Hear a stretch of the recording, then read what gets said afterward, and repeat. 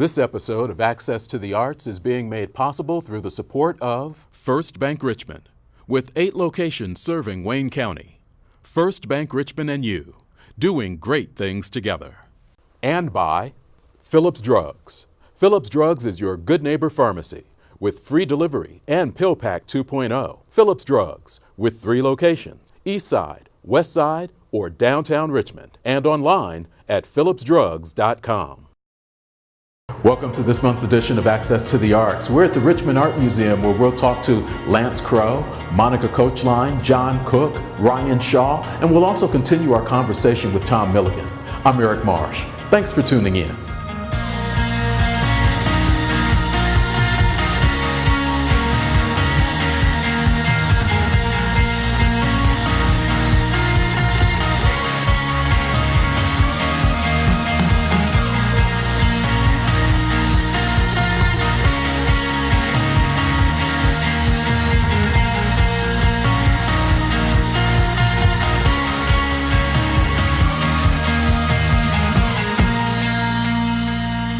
And first up on this show, we're in the Richmond Art Museum talking with Lance Crowe. How are you, Lance? I'm doing well, you? I'm doing well, thanks. You all have developed a very nice event, Pottery Palooza, that happens in early September. How long has this been going on?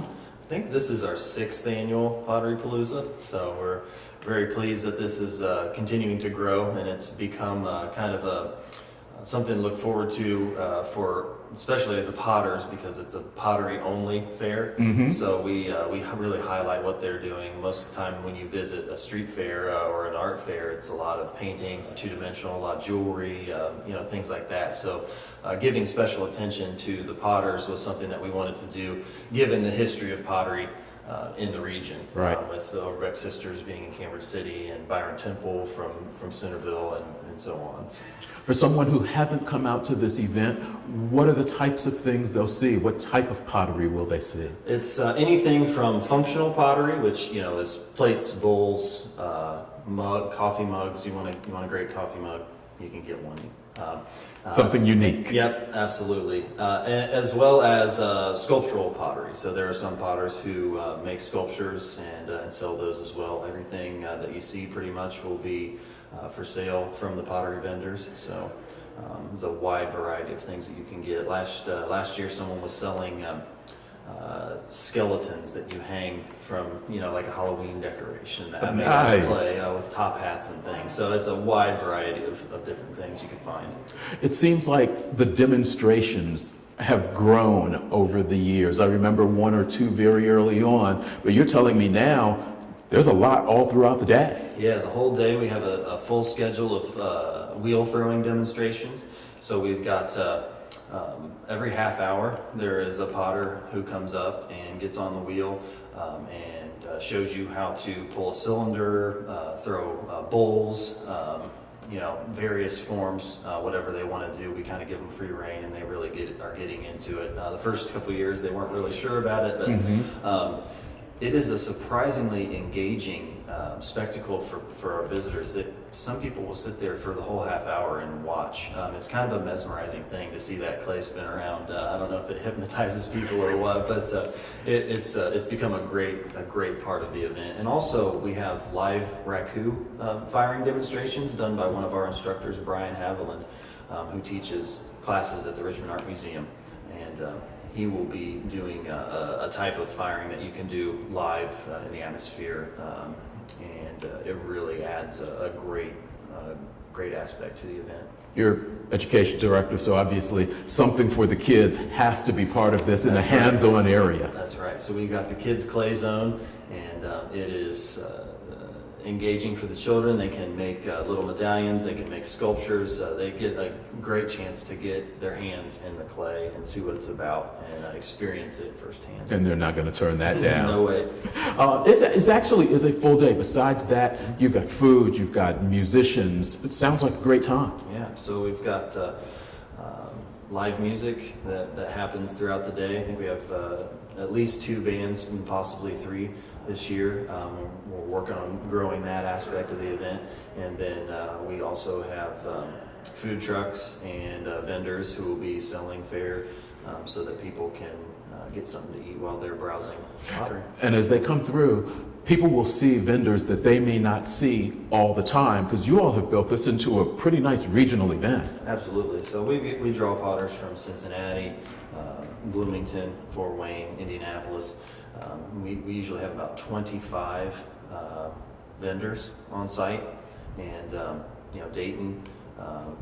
It's just a great regional, Western Ohio and Central Indiana kind of event that continues to grow. So like I said, you'll have about 25 potters set up and selling things and talking to you about pottery. We have a great crowd, but we want even more folks. So we have people who come to this event seem to know about pottery, and they're kind of an educated crowd, but if you don't know about it and you want to learn about it, this is a great place to get introduced to it.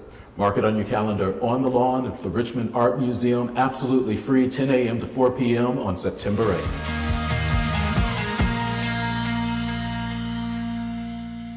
We've moved locations, still inside the Richmond Art Museum, but I've changed guests. I'm speaking with Monica Coachline with the Richmond Symphony Orchestra. Thanks for spending some time. Thanks, Eric, for having me. This is a really nice piece that you all have put together. It is something different. Everywhere you go is the name of the season, as it were. Tell us a little bit about how this came about and how the design of this booklet came about, too. Sure. So I think we were really excited when we saw another example by another symphony of this look of musicians really being in the community and a part of what's really happening in Richmond. We certainly feel with the Richmond Symphony that one of our goals is to be a community gem as well as a community partner. Mm-hmm. So this really led us into that, and the marketing committee just felt as if everywhere you go really indicates that our musicians are around, that music is really a part of everyone's life. And they have been in a number of different places, mm-hmm. Elstro Plaza, the Rose Garden, mm-hmm. various locations, so that's great. We spend our summers doing a lot of community events. The season this year, mm-hmm. something special. Everybody's mm-hmm. calling this almost the year of the woman. Yes. You all, I think, came up with this even long before that came about. You're mm-hmm. spotlighting women composers. Talk about that. We are. So one thing that we know, or that we read about, is that 2% of the music that's performed by symphonies today is composed by females, and we didn't think that was fair. And so Conductor Bordeaux went about finding some female compositions by females that attracted him, that he was interested in, and mm-hmm. he thought that the Richmond Symphony audience would enjoy. And so at each classical concert, we will feature a work by a female. One of the most exciting things that we're doing, though, is we're actually having a work commissioned this year. And the symphony in February will perform that work for the very first time. So that's actually being composed as we speak. Okay. Mm-hmm. Your first show is when? And tell us a little bit about who your guest is going to be. Sure. On September the 22nd, we open our season at 7:30 here in Civic Hall, here at the high school. We'll be featuring Alyssa Park. She's new to the RSO stage. So Alyssa Park will be performing Violin Concerto No. 1 by Prokofiev. Okay. And then you go into October with your next concert. They follow pretty quickly. What is that one show? So we'll have Spencer Meyer on stage. Okay. He's a returner to Richmond. He'll be doing piano. So we're excited. We have some great guest artists this year. 4, in fact. Nice. I mentioned to Lance Crow that education is a big part of what RAM mm-hmm. does. It's also a huge part of what the Richmond Symphony does.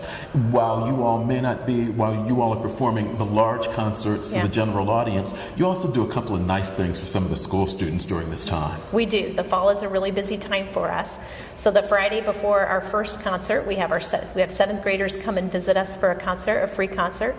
And in October, the day before the October concert, on October the 26th, on a Friday, we'll have a lot of 3rd graders here. We have a 5th grade program planned. We have a 5th grade program planned in October as well, and our 2 youth competitions happen in October. So September and October are really busy for us. When does Wicked Jack roll around? That is something that mm-hmm. just has become incredibly popular. It is. So we've moved that to a Monday this year. We usually do it on a Friday around Halloween, kind of a spooky theme. But this year it's October 29th, so still very close to Halloween, but on a Monday afternoon. So we're excited to have 5th graders with us for that free concert.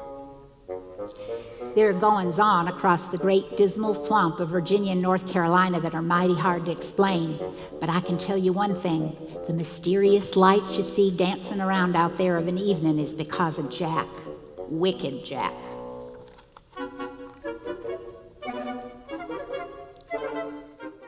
Season tickets are still available for this since you haven't had your first show. People can get season tickets. Talk a little bit about how they can get in touch with you and find out more information about the symphony. Sure. So visiting our website is very easy. Right on the home page, we have a button that takes you to purchase tickets, and our website is richmondsymphony.org. Everyone's welcome to call us in the office, 765-966-5181.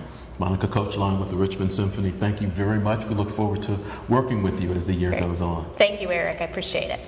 We had a chance to sit down with Tom Milligan. We talked to him during last month's show, and this month we continue our conversation about the history of Civic Hall Performing Arts Center. And I asked Tom if the original plan included bringing in some of the big name acts that we've seen.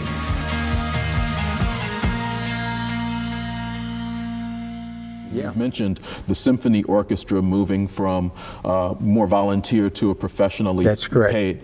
Was the idea also to be able to bring in national and regional acts like they have over the last 25 years? The answer to that's a two-letter word, no. We didn't even think about that at the time. We were thinking of school events, school programs, school choir shows, school orchestra performances. We weren't thinking particularly about school drama because the drama people wanted to be able to build a set on stage and utilize a stage for a month at a time for rehearsals and so forth and building the set. And as it turned out, we anticipated more events and wouldn't be able to dedicate a whole month or 6 weeks to a high school play. Show. And that worked itself out, and the drama mainly moved completely over, and at the high school level, moved completely over to McGuire Hall, then, which was on the other side of the main school facility here. And but we hired an individual as our first executive director for Civic Hall Associates. And Civic Hall Associates basically was a fundraising vehicle when it was first developed. And I was a lawyer here for 56 years. And so I was involved. Well, I organized it and so forth as a not-for-profit corporation. But we utilized the Wayne County Foundation, which had a staff to handle the pledges and collect pledges and so forth as they were being paid. And we didn't get involved in having to spend a lot of money just administering the campaign once it got into the payment phase. And so they collected the pledges, and they had already had a tax exempt status with the IRS. And that meant as a lawyer I didn't have to do that another place because I knew who was going to have to file the actual final reports. It was going to fall to you. and it was so. But as a practical matter, they were set up to do that, and the Wayne County Foundation has done that for another different types of activities as well, beginning with Little League Baseball and so forth, not having to organize themselves with tax exempt status and so forth. They just set up an account with the Wayne County Foundation and they could run those things through. And so we utilized that pretty heavily, and that made a big difference because it gave the campaign legitimacy, and their publicity and their communications with potential givers for this building meant a lot of people that were participants and givers to the Wayne County Foundation also had another real interest in seeing a facility for Richmond benefiting from that activity. So it all sort of came together that way, and our first director was Stuart Sector. Stuart was graduated from Marion High School and came to Richmond as a student at Earlham. And Stuart was known to several persons at Earlham who were involved in our board of directors for Civic Hall Associates. And so Stuart was at the time working for, I think, East Carolina University in Greenville, North Carolina, as I can recall. And he was administering a program in a series down there of groups coming to the campus and performing and so forth, and campus groups. And so So he was quite interested in coming back to Richmond and became our facilities director, the position that's now held by Mr. Cook. But and so he's the one who say, you know, we've got this thing here, and he said we can schedule professional acts to come in here, particularly those that are in St. Louis on their way to Columbus, or on their way to Pittsburgh, or someone's in Chicago going to Cincinnati and farther south. Mm-hmm. He said they're all crisscrossing here because of where Indiana's located. Right. And so he said, you know, we can get some of those acts to simply add another act to their schedule. And so he said, let's see what we can do. So it's his idea that we start scheduling professional shows. And they were coming up on our 25th, it was September we'll start our 25th season of these professional shows, which have been extremely popular. And it also raised some money for Civic Hall Associates to do a lot of things to the hall and a lot of equipment. And we just recently upgraded a lot of lighting, as well as the sound systems and so forth, and keeping everything current and right up to par with what's available. And we used to have to rent so much, and now we bought it ourselves, and we less and less. Yeah, it was interesting walking into this facility with you and listening to you explain, starting with the balcony, the fact that for a while people were saying maybe it should be a little bit larger, but they didn't want the balcony to come out too far. That's right, yeah, because that would kill the sound underneath. And those are some of the most desirable seats. Your mezzanine is certainly desirable, just above the orchestra floor, but as a practical matter, all the way back, the sound is quite good. And one of the problems we have with these groups that are used to bringing their own sound systems in and getting it so loud. Mm-hmm. We've had various times we've had to say, look, hold it down. Our acoustics in here are very good. You don't need to blast it. And particularly the age group were our biggest backers were persons who basically didn't want the really loud music, you know. The ones who really enjoyed all that loud stuff that followed when I was in high school, we were still getting musicals out of Rodgers and Hammerstein. You know, I mean, Lucky Strike on Saturday night, the top 10 songs, and then for my money, music just got real noisy after that. but the group I'm in, of course, I'm 83 at this point. They're really our core constituency, persons who are retirement age. And they're looking for things to go, but they're not interested in getting in a car and driving 50, 60 miles to Indianapolis and then being out there in the middle of a field someplace. And, you know, they know what it's here. It's going to be comfortable. Mm-hmm. It's well lighted and so forth. And that's why it's become popular. It's been nice talking with you, and I really appreciate the opportunity. Thank you very much for spending some time with us. Hopefully we can get back with you and get a little bit more insight into this location. That'd be great. Thank you very much for your time. Yeah, nice to get acquainted, and appreciate what you're doing with this program.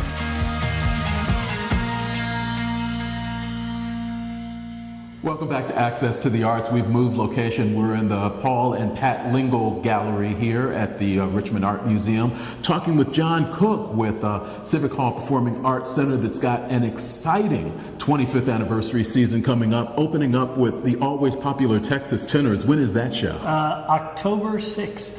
2 shows, 3:30 p.m. and 7:30 p.m. And we're hoping to have something maybe in between the 2 shows to make it a little bit more special, but that'll be happening. Oh, you're throwing things in on us. Yeah. Okay, every time we talk to you, it's something a little bit different. Could be pretty neat, but we're excited about that. Great. The next act in your proudly presenting series is who? The Quaby Sisters. I haven't heard of that. They're a trio of, obviously, sisters that are actually fiddle champions from Texas. And they started out in, I guess, contests around the Midwest, and then they evolved into singing and performing, and then they became their own act.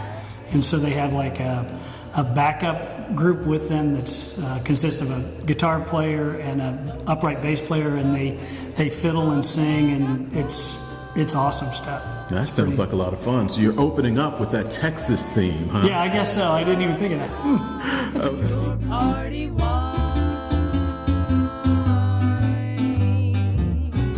Don't worry, it won't be a loud party.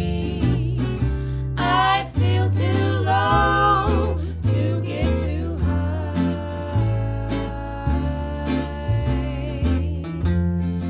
It's just a sad going away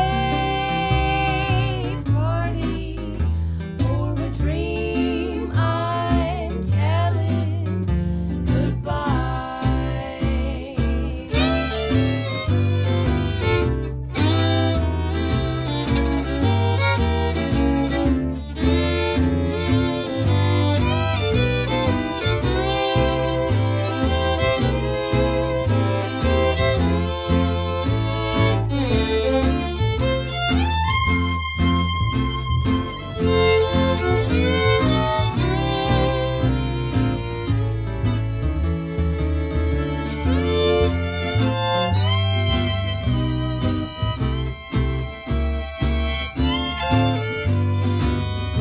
Now you come back to the Midwest as you get a little bit closer into the fall We do. with 2 or 3 shows that I think people are really going to want to put on their calendars. What are those? For sure. So the Quaby Sisters are November 3rd. The November 10th, which is a Friday, November 9th, that's the Singing Hoosiers from Indiana University will be here. And they're also going to sing, we're going to include the chamber choir from Richmond High School. They get to perform with them for a couple of numbers. Nice. And then the following Friday, November 16th, is our own Richmond graduate from 1971, Jeff Hamilton, who's probably one of the premier jazz drummers in the world. And if you've never seen him, you need to come here and see them. He'll be with this trio, and also he'll be performing with an Indiana University big band from Bloomington Oh, campus. that's going to be great. It's going to be incredible. Now, for those people who go, all right, there's more in the Midwest than Indiana University, you cover it all. We do. Tell us about the next one. February is the Ohio State Men's and Women's Glee Clubs. That's February 22nd, and that's going to be an amazing show as well. They're going to be performing also with choirs from the area, including Richmond, but they're also going to be bringing in some other choirs from surrounding Wayne County. We're not sure who they are yet. We haven't confirmed completely all the groups, but that's February 22nd, which is also a Friday. So if you thought Civic Hall was just about this proudly presenting series, you're wrong. There's a lot going on. If they need information, what's your website? Civichall.com. It's really easy. All right, go there, find out more information, and we'll be talking to you as the year goes on. Those are some great shows. If you haven't seen Jeff Hamilton, you want to see him live.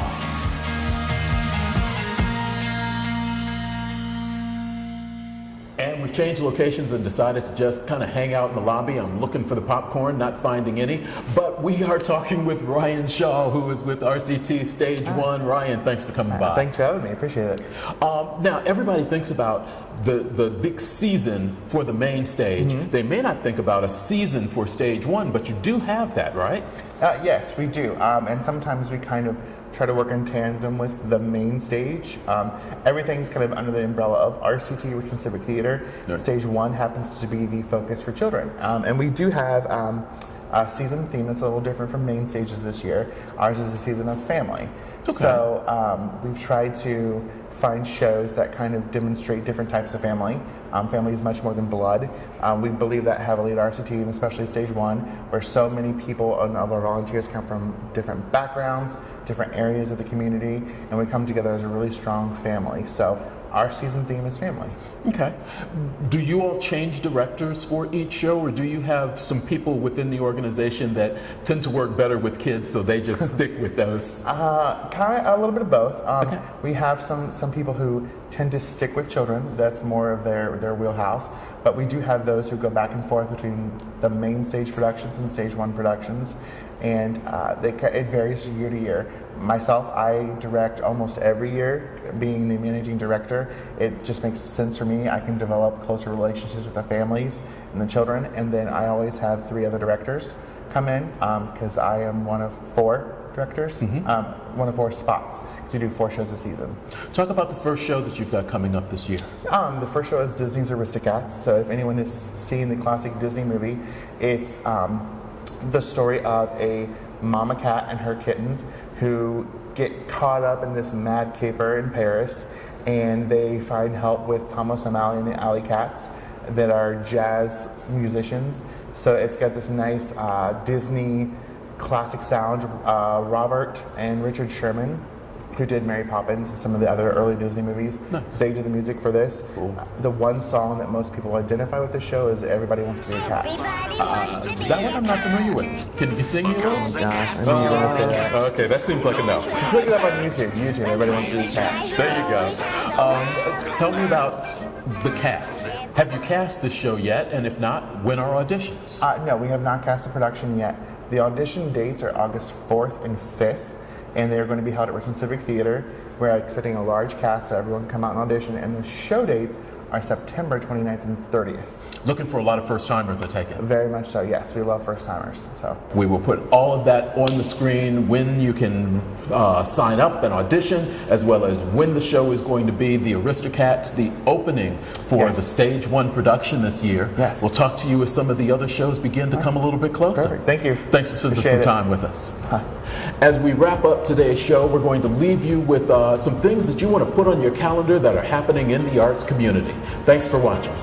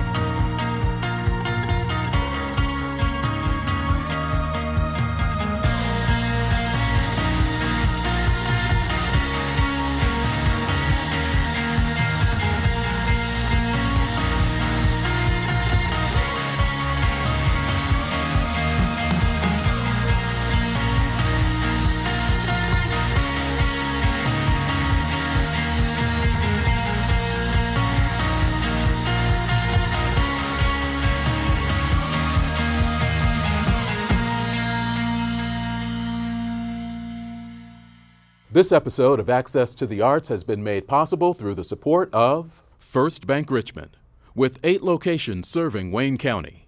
First Bank Richmond and you, doing great things together.